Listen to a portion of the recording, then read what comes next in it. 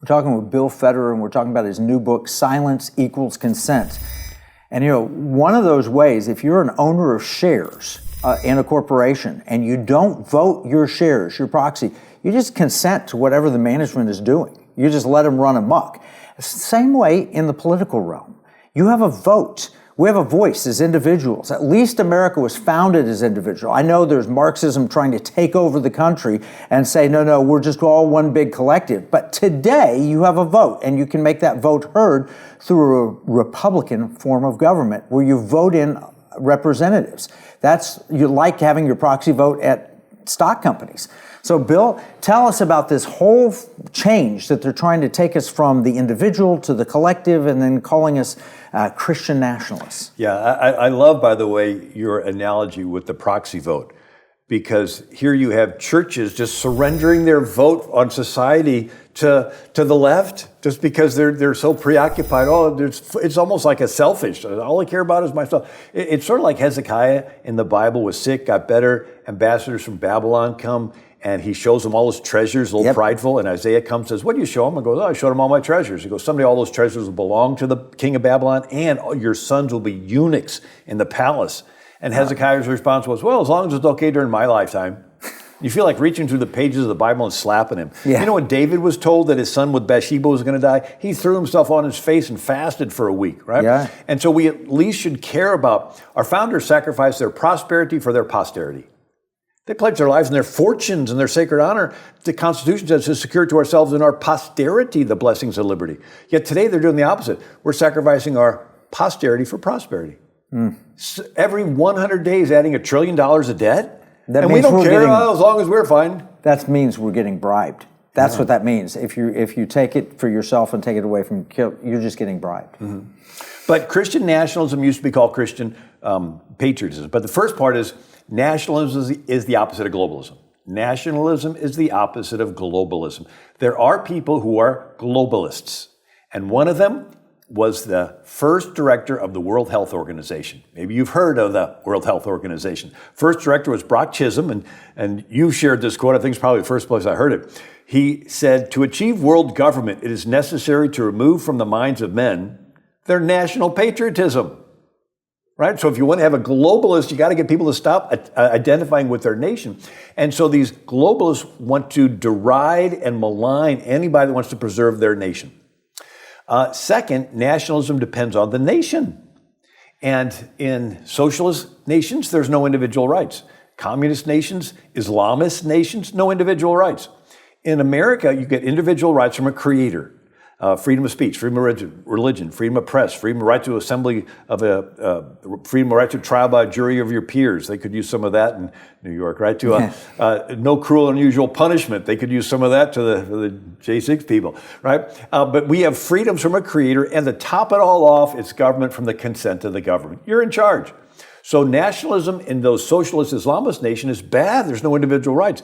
We have a nation where we have individual rights. That's sort of good. Yeah. But thirdly, nationalism used to be called Christian patriotism. And every president, Democrat and Republican, was in favor of it. Lincoln's inaugural address, he said, intelligence, patriotism, Christianity are still competent to adjust in the best way all our present difficulty. It's like he mentions patriotism and Christianity right next to each other in his inaugural. And then you have Franklin Roosevelt, Democrat president, gives out Gideon's New Testaments and Book of Psalms to all the soldiers in World War II. He wrote the foreword. Could you imagine the president writing a foreword to a Bible? And he says, as commander-in-chief, I take pleasure in commending the reading of the Bible to all who serve in the armed forces. So here he's defending our nation, two-front war against Nazis and Imperial Japan, and he's passing out New Testaments. He's a Christian. And so I wonder if they would call Franklin Roosevelt a Christian nationalist. But well, he apparently was. So why do they call pro-life people anti-abortion? There's no pro-life group that puts anti-abortion in their sign. Right. Yet every news article calls pro-life people anti-abortion. Why do they do that? Negative word association. Why do they call Christian patriots Christian nationalists? Negative word association. You know, I looked up Noah Webster's 1828 dictionary. The word nationalism is not in there. Not in there. The word patriotism is in there. Love of one's country, right? So they want to malign with this word.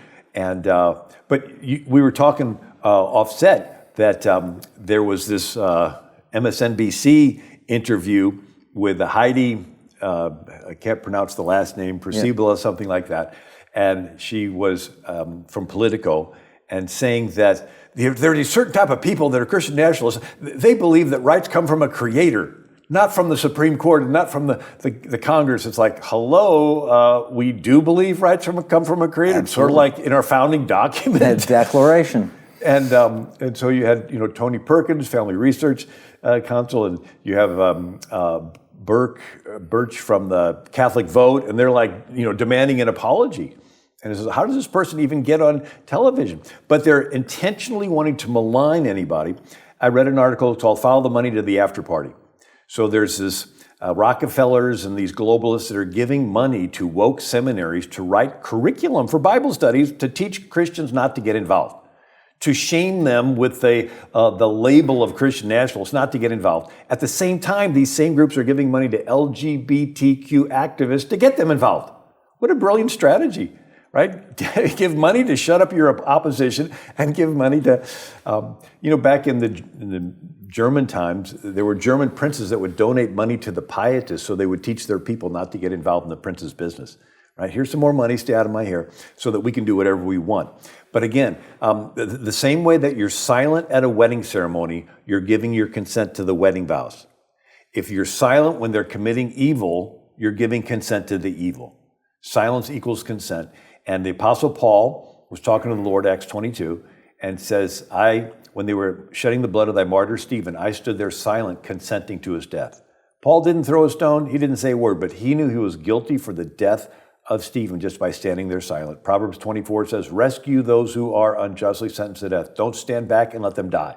Don't try to disclaim responsibility by saying you didn't know about it. For the Lord who knows all hearts knows yours. He knows you knew, and he'll hold you accountable. Well, that's what I love about your book, Silence Equals Consent. You could have also titled it Silence Equals Guilt, and it's aimed right at just Christians, but also pastors who are not preaching this from the pulpits. And you give history there where in the Revolution, there were two brothers, one who was preaching it and one who was refusing to preach it. And then he realized when his church burned how important it was. Frederick Muhlenberg, and he became the first Speaker of the House. That's amazing. All right, so this is a book that you ought to read, Silence Equals Consent. Where can we get your work, Bill? My website's AmericanMinute.com. At AmericanMinute.com. Now, we're going to summarize all this in our free economic battle plan. You can get a copy at economicwarroom.com. Remember, what we see as a marketplace, our enemies view as a battle space. This is Kevin Freeman from the Economic War Room.